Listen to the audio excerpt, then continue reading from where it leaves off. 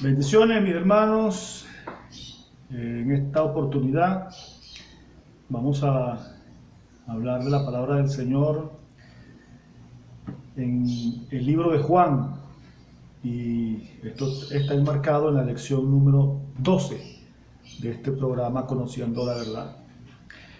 Bien, vemos que vamos a hablar de esta porción de la palabra que se encuentra enmarcada en lo que se conoce como el sermón del aposento alto. ¿Y cómo es eso? Bueno, es el único libro, el libro de Juan es el único libro que describe este acontecimiento con estos detalles. La noche que fue entregado el Señor, o esa noche, sí, antes que fuera entregado, Él se reúne a comer la Pascua con sus discípulos en un aposento, ¿verdad? Y allí Él comienza a darle una serie de instrucciones. De hecho, el libro de Juan invierte cerca de 5 capítulos, condensando todas las instrucciones que el Señor le da a sus discípulos, ahora que ellos iban a estar solos, ahora que Él los iba a dejar. Se hacía necesario entonces que Él les dejara una cantidad de instrucciones a sus seguidores. Entonces, por lo tanto, que en ese momento Él comienza a hablarles a ellos, viendo cómo estaban, viendo cómo ellos ya la preocupación y viendo los acontecimientos que rodeaban ese momento, hace que sus corazones comiencen a tener ciertas dificultades, dudas, tristezas. Y es donde el Señor entonces comienza a hablarles y les dice: no se turbe vuestro corazón, creéis en Dios, creed también en mí. Y es una aseveración bien interesante por el hecho de que Él les asegura: ustedes creen en Dios, entonces crean en mí también. Es como que no puedes creer en Dios sin creer en mí. O si crees en Dios, deberías o debes creer en mí, le dice Jesús en ese momento. Él habla a ellos en este momento tan complicado, y vemos que estas palabras del Señor describen ese momento, la situación emocional, mejor dicho, que estaban viviendo los discípulos, que estaban experimentando en ese momento. Y vemos que la turbación es un ánimo difícil en la persona. Es un estado de ánimo que produce muchas reacciones adversas en quien lo experimenta. Por eso es que les dice: no se turbe vuestro corazón. Ustedes creen en mí, creen en Dios, pero creen en mí, le dice. Él sabía que esto estaba causado por la duda que ya ellos estaba en sus mentes. Y él, viendo esas caras, yo creo que el Señor diría dentro de sí: yo he visto estas caras antes. Y es así, el Señor había visto estas caras antes. ¿Recuerdan en la barca? En medio de la tempestad, en medio de aquellas olas inmensas, Él había visto estas caras. Por eso en esa ocasión le dice: soy yo, no teman, no tengan temor. Es en este momento cuando las olas son otras, no son esas olas de agua, sino olas de inseguridad, incertidumbre, que se abaten entonces en la vida de estos hombres, que el Señor les dice: hey, no se turbe vuestro corazón. Él está recordando entonces que así como ellos creen en Dios, ellos deben creer en Él. Ellos debían creer en Él como su Padre, ¿verdad? Y ese Padre que tiene control sobre todas las cosas es el que puede darle la paz al hombre. En momentos actuales, cuando nosotros vivimos situaciones complicadas y difíciles, puede pasar en nosotros esto. Puede pasar el que en nosotros entre el desasosiego y entre la duda, y que nuestro corazón se turbe. Igual que a los discípulos en esa época, en ese momento, el Señor nos dice a nosotros: no se turbe vuestro corazón, no os turbéis, no duden, Ustedes creen en Dios, ese Dios que tiene control sobre todo, ese Dios que creó el universo, que creó los cielos.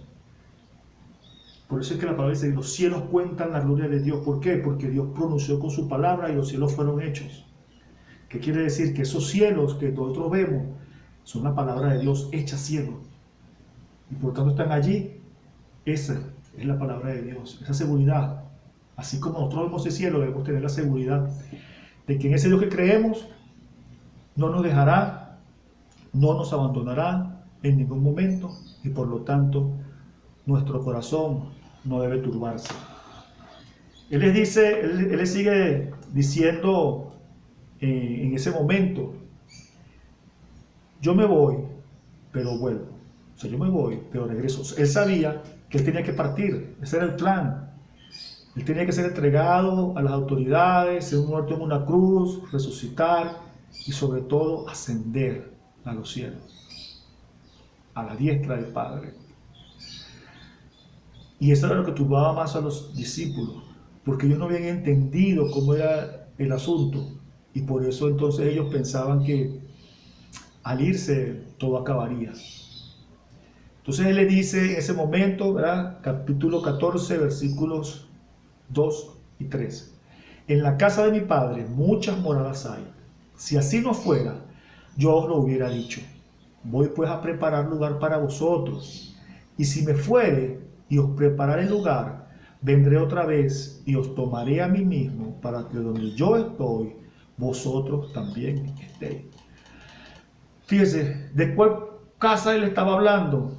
Pues del reino de los cielos, ese reino prometido para nosotros y hecho desde antes de la fundación del mundo para cada uno de nosotros, ¿verdad? Entonces él les recuerda, yo voy a ese reino, voy a prepararles el lugar, porque ustedes van a morar conmigo por la eternidad, por siempre. Ustedes van a estar conmigo por siempre. Él nos lo dice a nosotros. Y entonces él va a prepararnos ese lugar. Y vemos que eso no es un reino algo impersonal, no es algo, no es una idea por allá, no, sino que es algo patente, es algo hecho, es un hogar, tiene una morada, es algo tangible, ese reino donde moraremos por siempre con el Señor. Y un reino preparado con todo el amor de aquel que dio su vida por cada uno de nosotros, ¿verdad? Algo bien puntual que hay que dejar también en claro era que lo que él decía era ciertísimamente real y verdadero. Por eso entonces es que les está diciendo, ¿verdad? O dándoles la garantía de que si eso no hubiese sido así, él no lo diría, ¿verdad? O sea, él no iba a mentir, porque él no puede mentir, al igual que el Padre, ¿verdad? Entonces, lo que él dijo se iba a cumplir. Lo que el Señor dice se cumple. Lo que él dijo en ese momento no dejaría de cumplirse, sería algo cierto. Y fundamentado entonces en esa promesa, nosotros podemos confiar, así como los discípulos, se les dio esa promesa, es para nosotros. El Señor regresará por cada uno de nosotros y moraremos con Él por siempre. Él dice, vendré otra vez y os tomaré a mí mismo para que donde yo estoy, ustedes también puedan estar, para que ustedes disfruten de ese sitio donde yo voy a estar. Y Él estará con nosotros por la eternidad. Entonces vemos que gracias al Señor que todas las vicisitudes, los problemas, las angustias, todos los sinsabores de esta vida son tan mortales como nosotros mismos. Cuando nosotros partimos de aquí, eso se queda aquí, esos problemas, esas situaciones difíciles. Y tendremos entonces una vida, un disfrute de una vida plena en la eternidad, para aquel que lo cree realmente.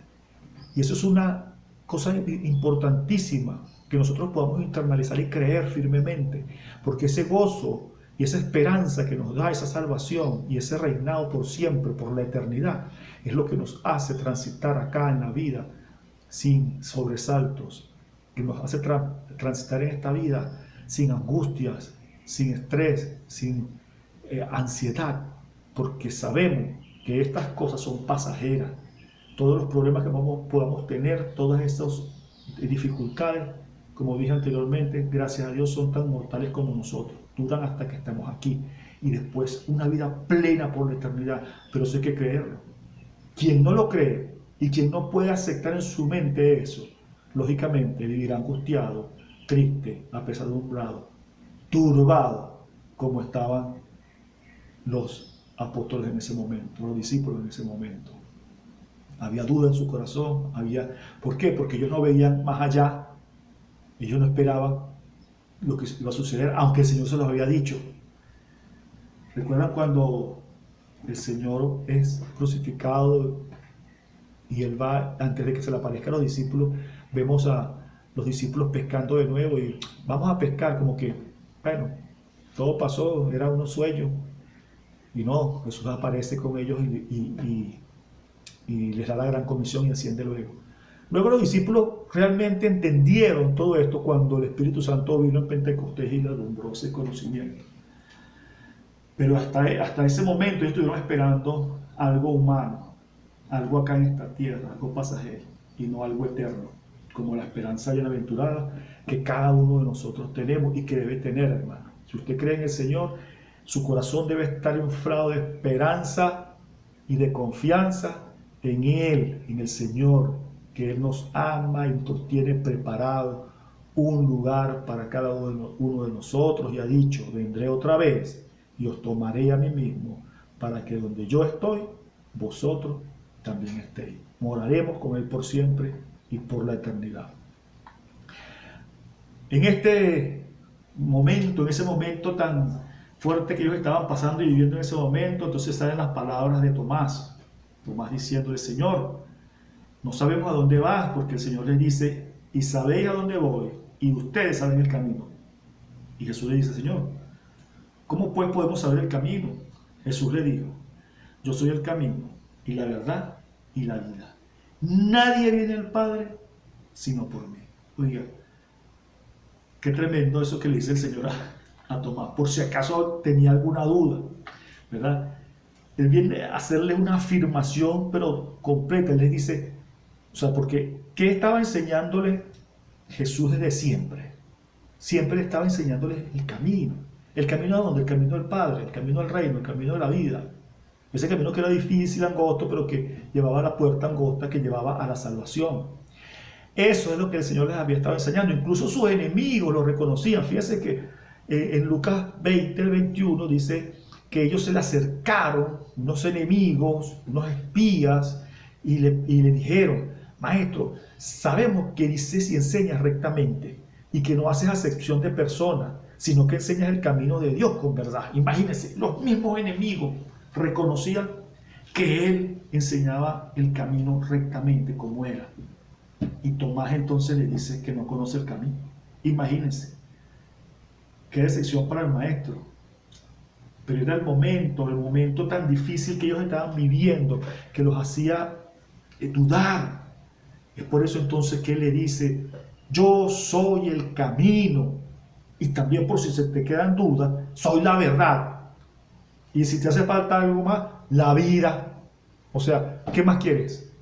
Yo soy el camino, la verdad y la vida. Y nadie viene al Padre si no es por mí. No hay otro camino, Tomás. No puedes inventar. Es difícil, sí, es un camino angosto. Y ellos estaban empezando a experimentar las dificultades de ese camino angosto, de esa puerta estrecha, ¿verdad? Entonces es allí donde ellos comienzan a titubear y hay estas dudas.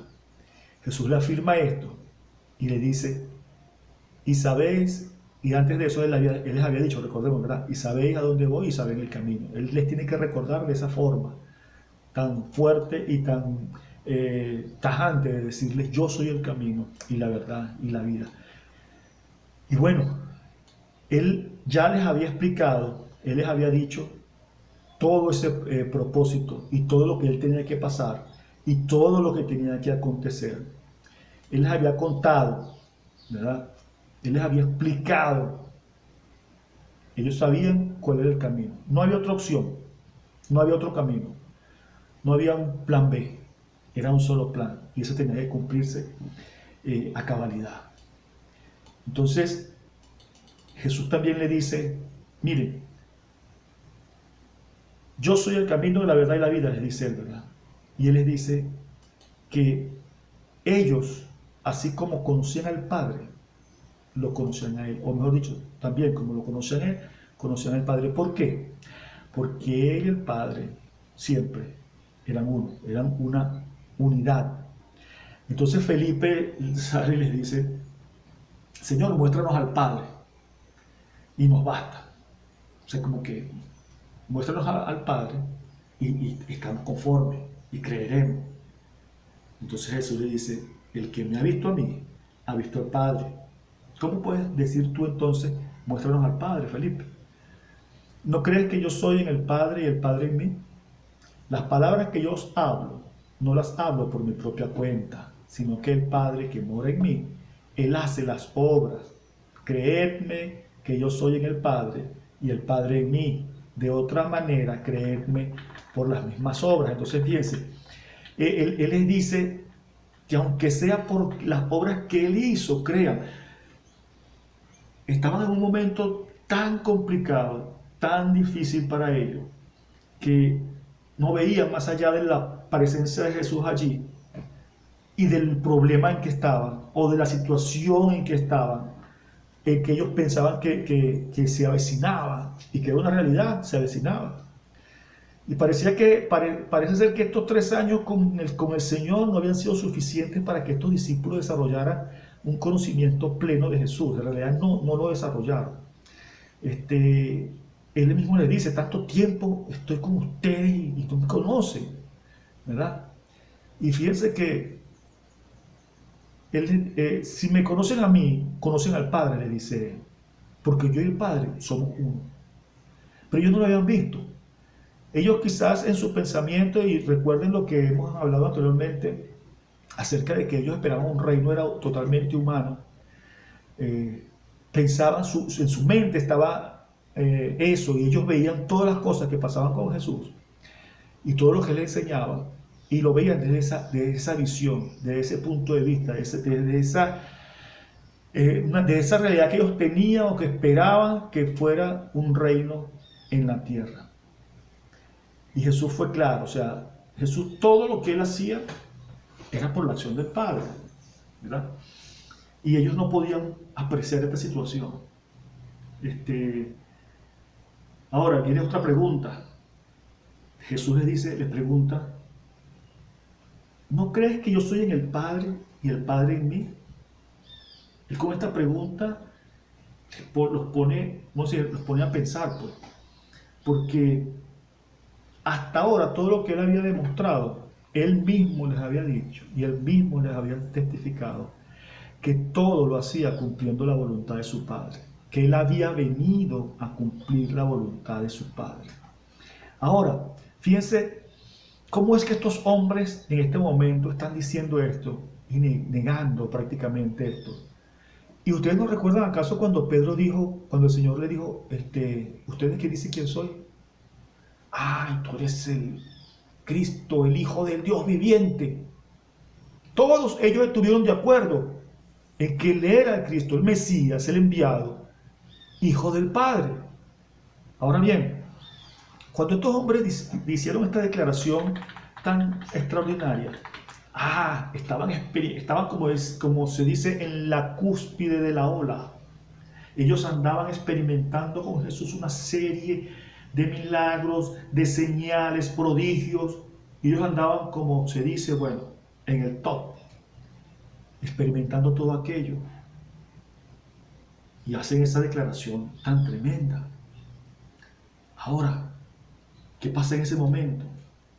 Se acabaron los milagros. Se acabó el protagonismo. La gente que hace unas semanas estaba diciendo, bendito el Hijo del Señor, bendito el Hijo de David, salve. Ya ahora no decían eso. Dentro de poco estarían diciendo, crucifícalo. Y era difícil. Estaba difícil la cosa. Se puso complicada la situación. Entonces se les olvidó. Y ahora no sabían y no podían asegurar siquiera que Jesús era Hijo del Padre. En las situaciones complicadas y difíciles, la duda es uno de los enemigos más grandes. Y esa duda es la que causa turbación. Y por eso el Señor les dijo, no se turbe vuestro corazón, ni tenga miedo.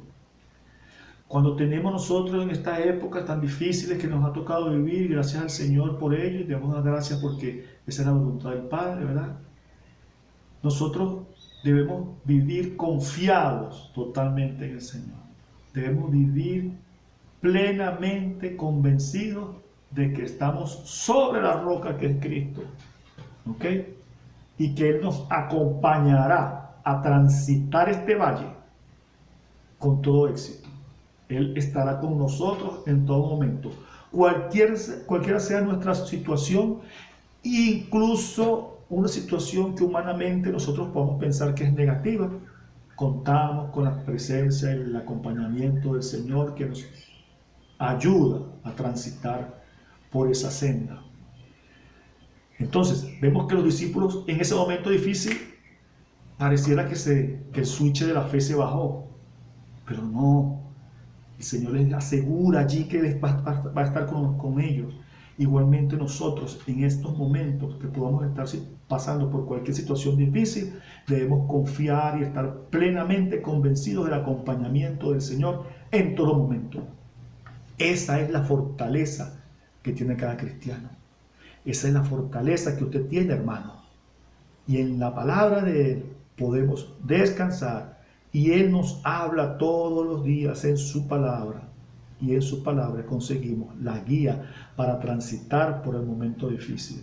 Para que no se turbe nuestro corazón.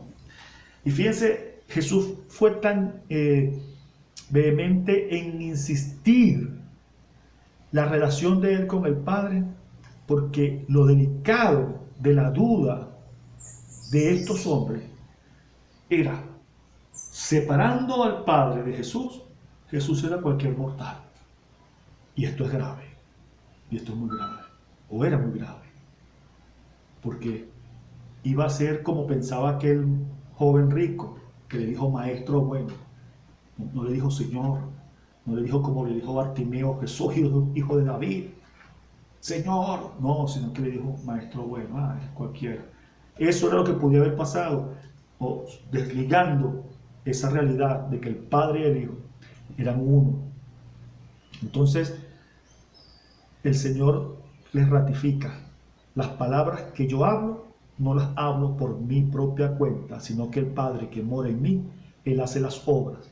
Creedme que yo soy en el Padre y el Padre en mí. Él les asegura totalmente.